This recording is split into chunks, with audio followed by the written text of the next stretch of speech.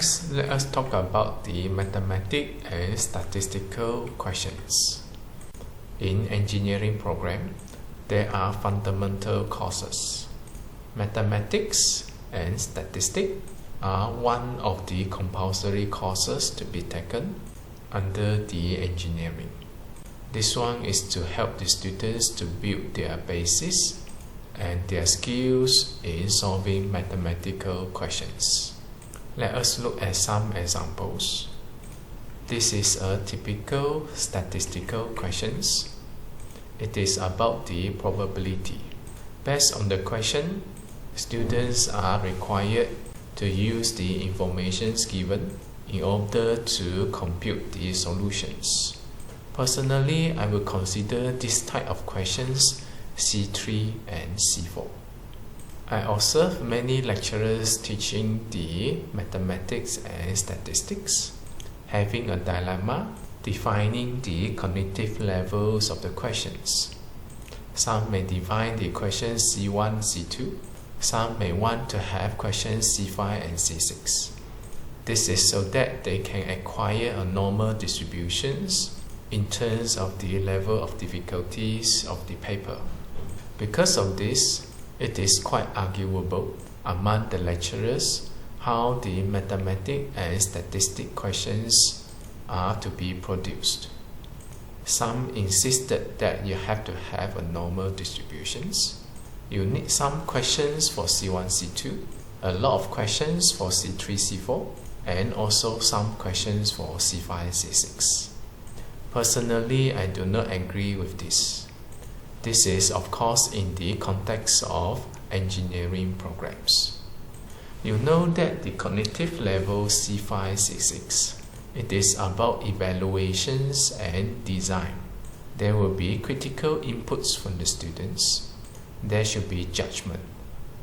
But when it comes to the fundamental courses in engineering program, the purpose of the course is to train the students with the skills to solve mathematical questions. And this kind of courses are normally offered in the year 1 or year 2. Now the problem it will be the C5 and C6.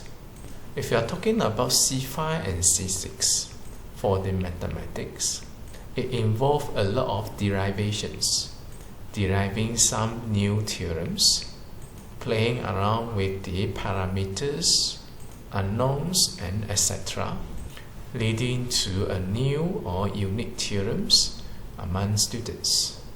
From the practical side, this is nearly not possible to achieve among engineering students. Those deriving and developing theorems, in my perceptions, are for those mathematicians. Engineering students spend more time on applications of the mathematical theorems. Therefore, in my opinion, you don't have to go for C5 and C6. And C5 and C6, definitely it doesn't look something like this. On top of that, this is the first year and second year courses. Do you really need C5 and C6 for the mathematics?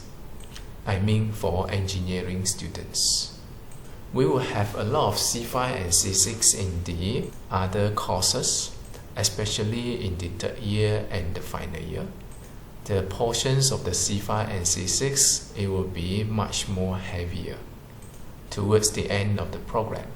So you have to think from the perspective how the curriculum is designed and what is the purpose of the course. Of course, this is my personal opinion. The second issue, it will be having the mathematical questions for C1 and C2. This will have to go back to the fundamental. C1 is about recall, remembering, without fully understanding it. C2 is about understanding, and how do we demonstrate understanding? Through explanations, descriptions, discussions, and so on so far. Imagine if you want to do mathematical questions for C1 and C2, how would the questions be look like? Asking the students to remember an equation, asking a students to explain and describe the components of the equations, or how would you like it to be done? My personal observations in the exam papers for the mathematics and statistics, normally we don't see this kind of questions.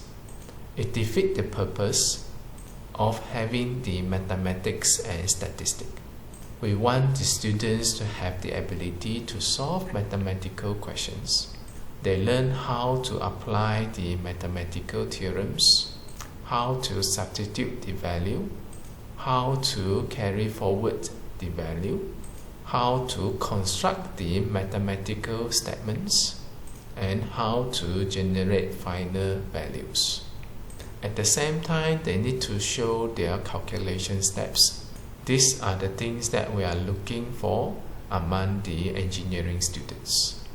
So ultimately, I would say that nearly all the questions for mathematics and statistics will fall under C3 and C4.